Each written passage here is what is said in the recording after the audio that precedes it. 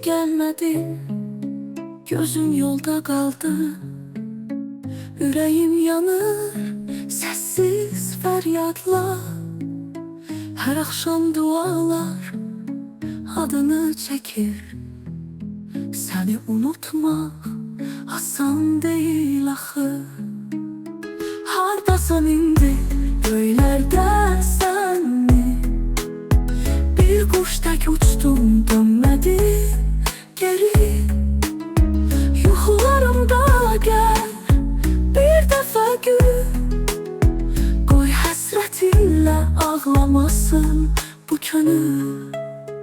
Ev səssiz qalır, sənin yerin boş. Sənin qoxunla dolu, bu başda toz.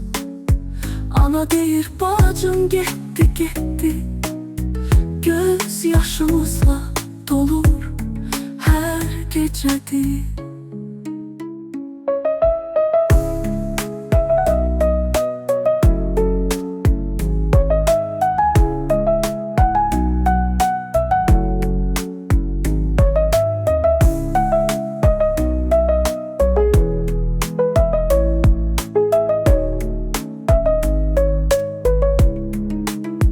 Gidip gelmedin, gözüm yolda kaldı.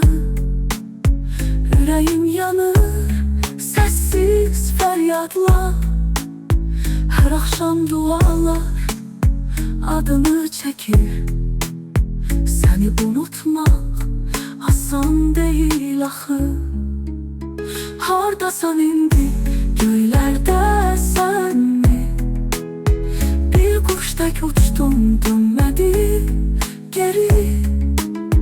Yuxularımda gel, bir dəfə gül.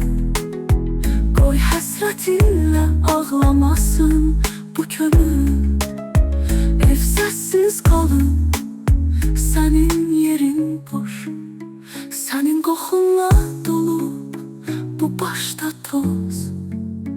Ana deyir bacım getdi, getdi. Göz yaşımızla dolur hər gecədir.